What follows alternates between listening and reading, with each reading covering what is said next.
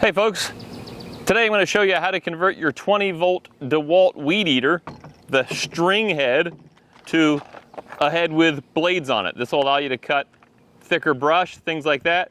It's a super easy modification. Let me show you how to do it. You don't need your battery in, so I've got mine taken out. Let me show you the details. Now, in order to get this head off, you've got to find this little hole here. There's one hole in this ring here that if you rotate around, you'll see. And it lines up with a little notch in this plastic piece.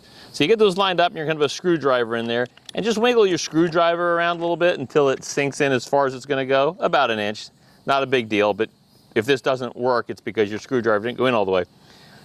And then what you do, take two hands or one hand if you're strong enough, and you're going to rotate this whole body here. I'm going to hold on to the ring where my thumbs are, and we're going to rotate it clockwise as we're looking at it from here.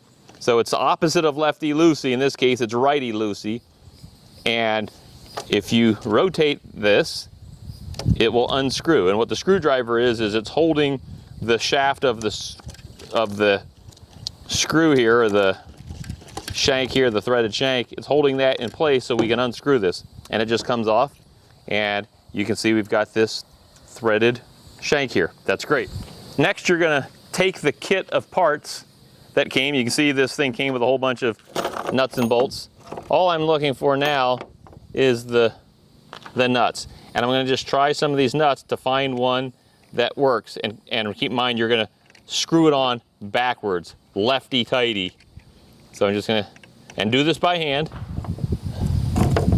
Just looking for one that goes on. Too small. One of these will fit.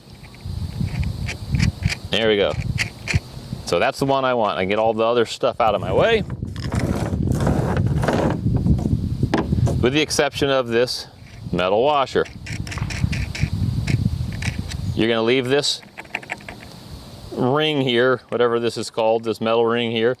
You're going to put this plastic washer on, or a metal washer here.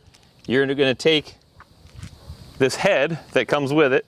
You're going to put the nut that I just found that fit. You're going to drop that in there until so that it fits flat in there. Hopefully you can see there's a hexagon shape here. And then I'm going to use my pinky to kind of hold that thing in place. And I can put the shaft on, or this new blade set on, and I'm going to turn it lefty-tighty, remember that? And I'll probably need to put my screwdriver back in here to keep the shaft from turning. Like right there. So now the nut is started. Hopefully you can see this here. Okay, so you can see that I've got this head started on here, and that nut that I found that fit is down in the center of this hexagon shaft here. And you got to keep thinking about righty-tighty, lefty-loosey, except opposite. So righty-tighty, lefty-tighty. So I'm just going to turn this thing, and I'll need the screwdriver in that slot that held the shaft when we took it off. And I've already turned that several times off camera. And now that's nice and tight. I held the shaft there. Make it nice and tight. You probably don't want to use all of your might, but you do want to use a good bit. Now you need to make sure that there's no gap between this yellow head piece, the washer, and this black metal part that's on the weed eater itself.